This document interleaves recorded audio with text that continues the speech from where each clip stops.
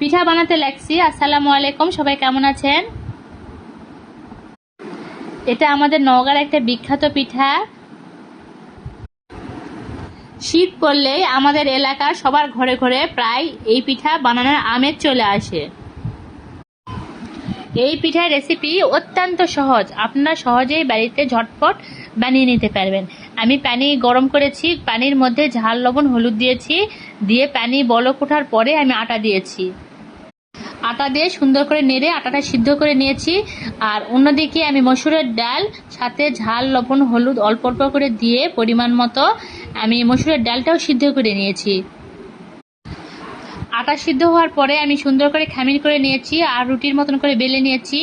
তারপর একটা গ্লাস দিয়ে ছোট ছোট করে কেটে নিয়েছি। তারপর ডাল সিদ্ধ ওর ভিতর দিয়ে সুন্দর করে মুড়ে দিয়েছি। আর এই তো গরম তেলে